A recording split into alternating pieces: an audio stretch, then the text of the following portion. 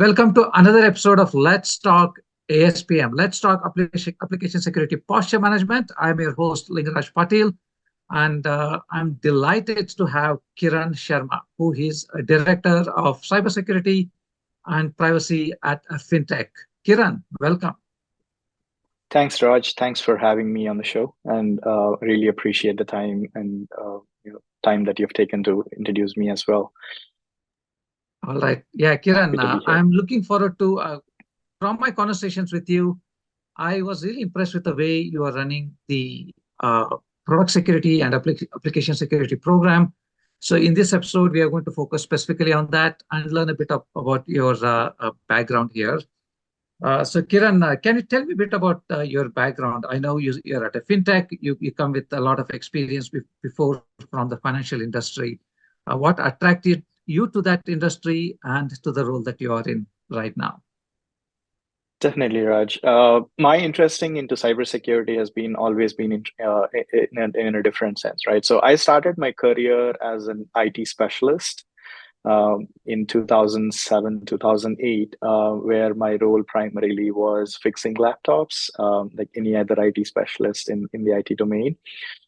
From there, I transitioned into the security space because I had an understanding of how the system operates and how the developers have challenges in terms of building an application using those day-to-day machines, right? Like endpoints. And one of the challenges that we had was using semantic as an endpoint protection, which was blocking the ability for developers to build the applications on the endpoints.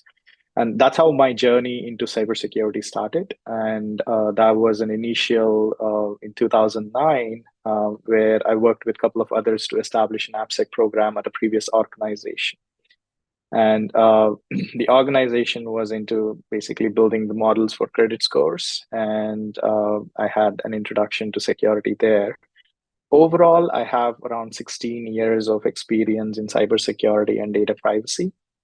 And I have built an application security program and data privacy program at multiple organizations. And in the current organization, I'm also helping establish an AppSec program as well as the cloud security. So I'm trying to build, as you could call it, code to cloud aspects of it. So that's how I'm trying to work towards better security posture management. Awesome. All right. Yeah. So what you showed in some way shows the developments that are happening in the industry as well, Kiran. Now, so we talked about application security, you talked about cloud security. In many ways, they are all converging, right? Because in order to have a secure application, you need to have a secure cloud on which it runs, and you need to have a secure infrastructure in which it connects to. So we see a convergence of those three, and I see you in terms of your expertise, you have all of those as a security leader. So Kiran, now specifically talking about the product security itself, right? So tell me why, in your mind, in your opinion, product security is important? So to begin with, as Verizon data breach incident report points out, majority of the attacks happen because you have the web applications or the mobile applications, or in terms of the products that are publicly available to the general crowd, which is your attack surface itself, right? So you need to protect your parameter, as they say, when it comes to the network side of things. But the first thing that's visible to the public is your applications, which means your application security should take priority as its own. And in other words, we need to make sure that, we also, from security perspective, we need to protect users' trust and data that's being embedded through these applications. We also have, financial and legal consequences if we don't take good care of our applications, because users are trusting us with their data. And it kind of boils into the data security posture management as well, right? So, and company's reputation and the brand is dependent on how good we secure these applications, as well as the business continuity. If the application goes down, boiling back to the CIA triangle of security: confidentiality, integrity, and availability. Right. And at the same time, by providing good standards for our products will help us be ahead of competitors and maintain the industry standards. And especially being in a financial industry, the regulations that are imposed on the companies are to maintain a high standards of your own applications, right? So these are some of the aspects that makes a product security at most importance, right? So very good. Great points there, Kiran. But we all know product security is not easy, right? So what that's three true. challenges that you see in product security? I would say, you know, especially with the cloud introduction, everything is code right now, right? So you have infrastructure as code, you have applications developed as code, and you have serverless functions as code. Everything is code right now, and so which means you're trying to move at a different pace comparatively. If you take probably 8-10 years, if you see, there was a waterfall model where you have a lot of time to develop an application, do the testing, and then release the product. But now, the faster you go to the market, the faster you have the ability to beat your competition, right? So now, to maintain the agility and balance security at the same time is a biggest challenge that I would see. That's the first challenge that I would see. And then second one I would see is the lack of security resources as well, right? So skill gaps that we have today. I just read a report somewhere that it said that 150,000 security resources are needed by 2025, right? So there's a lot of gap when it comes to the development to security ratio, right? So that's where one of the gap and the challenges that we see as well. And the third challenge that I would see is managing the complexity in modern applications. Like I mentioned, infrastructure is code. Everything is code now, right? So you need to make sure that the applications are distributed and interconnected, which means your attack surface expands. So your perimeter expands, and you need to ensure that you're able to provide the security for all the applications that are being developed, and you manage them from the security posture perspective. All right. Yeah. So very well articulated. So you talked about the increase in the speed and increase in the interconnectedness of the applications, our reliance on them, and at the same time, you talked about the the shortage of resources that we have, right? Yes. So then but I know you have built a very robust product security program. So you have done some things right. So I'd like to understand what you think are the three best practices that have helped you in your journey to application or product security maturity. So, I mean, like you said, I've built these programs from the ground up. So I understand the pain points, both from the development perspective as well as from the security perspective.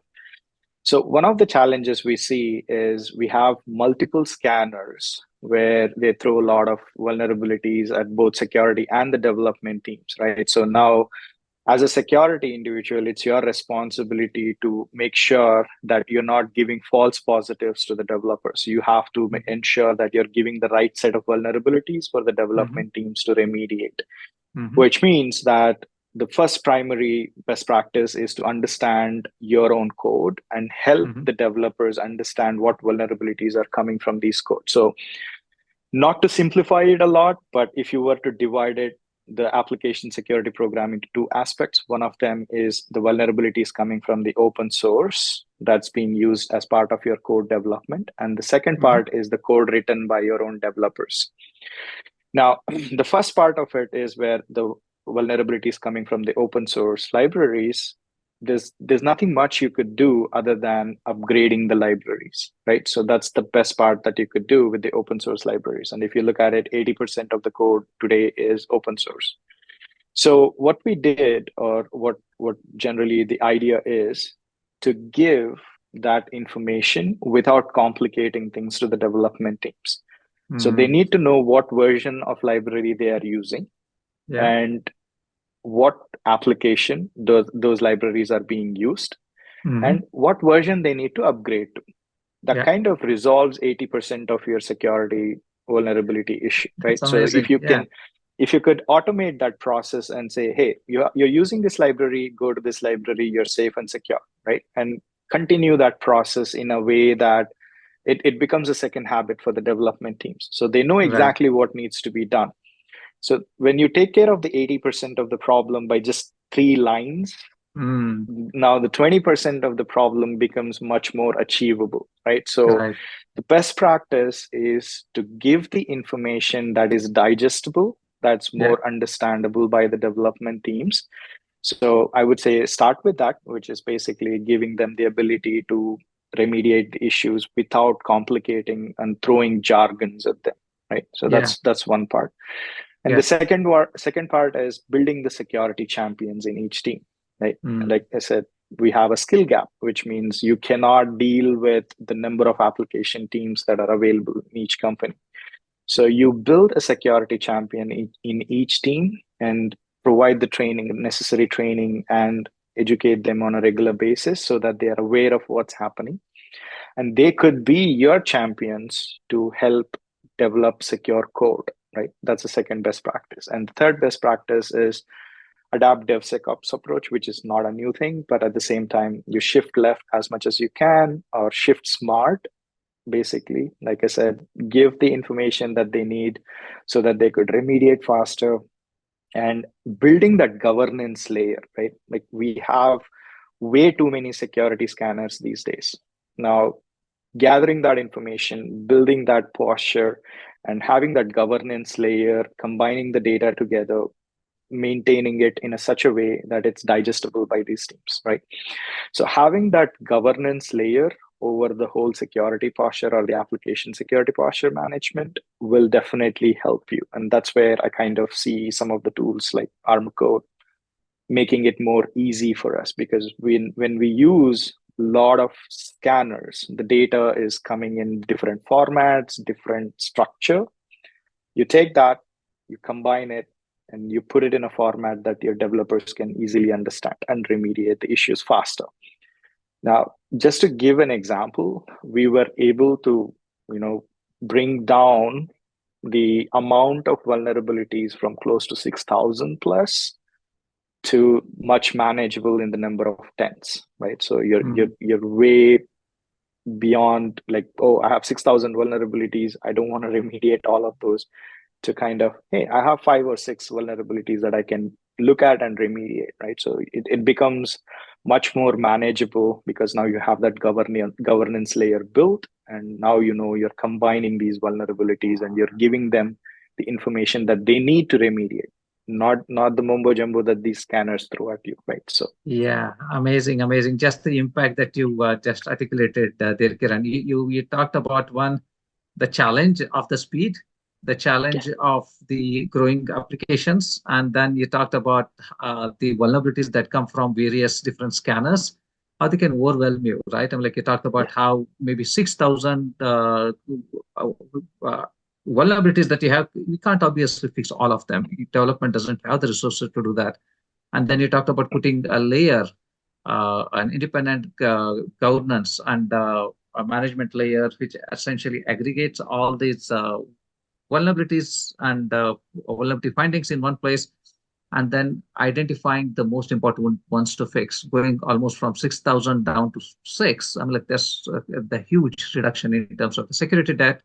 Now, if you go with the 6, to the security, to the developers, you have a much more practical discussion on what to fix. And I just love the idea that you articulated where you said 3-line instructions. This is your applications. This is what you need to go to. These are the problems that it will fix, right? Just makes it so much easier for them. So one of the hot topics in the industry is the friction between developers and security teams. And a lot of that happens because maybe there's a misunderstanding of what security's role is, or at least the perceived role that developers have. Now, the approach you're taking is, I'm here to help you.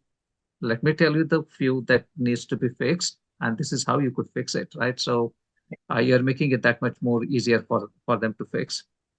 So I let mean, me ask. I just would like to Yeah, add a point there. I think I've yeah, heard this either in one of your podcasts or from one of the previous discussions that we had. Is security teams have always been construed as NO team, right? So they always say right, no to everything that teams want to develop, but right. kind of change that to from NO to KNOW. I think Awesome. I Yeah. heard it somewhere and kind of felt like, yeah, that makes total sense, right? So if I Correct. know what's happening and if I could Yeah. help the teams know what they are Yeah. doing, I don't Yeah. have to say NO. Instead, I can say KNOW, right? So Exactly. Awesome. Yeah. Go from a team know to know, right? no, A team that knows. yeah, This is a perfect example of that. Actually, yeah, security team knows exactly six problems that need to be fixed and how to fix them, right? And like you bring that knowledge to yeah. the team. So for me, I'll ask one question here. In terms of when you aggregate all of these vulnerabilities in one place and then you bring it down to six, there is a certain amount of custom intelligence that goes into reducing it, right? The Yeah. prioritize there's a deduplication, normalization, prioritization, right? So can you walk us through what you think are some best practices when it comes to reducing those? So one of the recent hot topics that every security professional or even privacy professional knows about is the artificial intelligence that comes along with these tools that are kind of saying that, hey, we have AI, Yeah. or like we have the machine learning that kind of tells us, right? So the background of all of it is the machine learning that helps you understand what vulnerabilities you have, Mm, because it kind of needs to help you consolidate those vulnerabilities, right? So yeah. the more data you throw at it, the more intelligent it becomes, right? So now most of the industry leaders have started to utilize AI in terms of the security best practices as well, right? So you could leverage AI from, say, understanding your threat landscape to how do you detect and remediate these issues, and how can you help uh, learn from what you have to what you need to do, right? So basically provide all the vulnerability list and then let the model understand what vulnerabilities do you have, and kind of ask intelligent questions like, okay, show me where my threat is, or show me the landscape that I need to protect, because like I said, it's a huge attack vectors that we have today. When you're in cloud, there's so much of perimeter that you need to protect yourself, right? So that's where I think evolving threat landscape will definitely help, in terms of the AI can help us monitor, analyze behavior patterns, as well as the application stack that you have. So combine these two together and say, okay, show me the risk that I have in terms of risk-based vulnerability management approach, if Yeah. I were to Yeah. call it, right? So basically, I think that's one of the aspects that we are learning from ArmorCode, where I'm getting this data from all the scanners, all the sources that I have, and I'm trying to make the model more intelligent by saying that, okay, these are my priority applications, or these are my important applications that I need to protect. And some of the applications may not be that important, as you see, right? They may not be publicly exposed, or they may not be utilized, or they don't have any PII per se, right? Yeah. So now you prioritize the applications, and then you throw in the vulnerability data into the mix, and now you have the governance layer above it and say, okay, now show me what's my risk and what's my attack pattern or attack vector there. So based on that, I could leverage the artificial intelligence to give me and help me mitigate the issues that are most important to me, right? Rather than chasing all the vulnerabilities, now I can make a more enhanced decision to say that, okay, these are my risks, top risks, and I need to prioritize this, and combine that with the governance layer where I said, Yeah. okay, this is what the problem is, this is what you need to do. Right. Right. Now imagine that that kind of intelligence comes into play. You see that, and you have the management layer there, and you have the governance layer, right? So those are the things that I would see from becoming, like, say, just application security posture management to an overall security posture management, because now you Right. have the intelligence, you have the attack surface, you have everything with artificial intelligence that you could leverage and be more smart in making those decisions. Yeah, fantastic. Thank you. I like the way you took it from ASPM to the overall security posture management. I agree with you. AI has a key role to play, and it actually already is playing a key role. So just in ArmorCode, we have AI-based correlation, which essentially looks at the data that is there across scanners. Some of them could be related, and AI users learns that for a period of time and says these two findings are related. So AI-based correlation, and then there's AI-based remediation also, where you essentially are taking, a particular problem can be fixed, a particular type of vulnerability can be fixed with a particular kind of code, and basically make recommendations on how to fix those. Right? You're absolutely right that how AI could play a key role in not just finding which problems to fix among the thousands that you have, and second one, he's actually make a recommendation on how to fix. So the Right. human, he's still in the loop in understanding, is this a fix that I want to accept from the recommendation? But that's a huge help in itself. So Kiran, it's a pleasure talking to you. We had a great chat here. Any closing thoughts that you'd like to share before we end?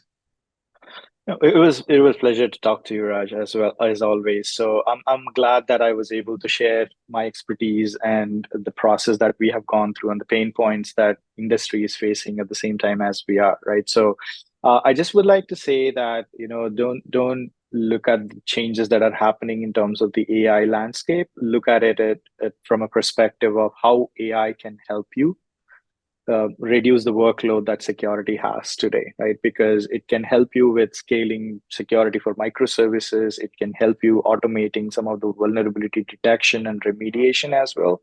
And it can help you identify the threat landscape and kind of automate some of the things that it's humanly impossible sometimes, but you have put that mix of AI and human intervention, now you have a very good governance for your security posture. So I would say look at it as a boon Yeah, than a bane, right? right, right. So Yeah, awesome. that Yeah, would I be my mean, thoughts. you hit the nail on its head. Of course, there are challenges that come with it, but there are a lot of positives that have come out, and you shared how you're using it.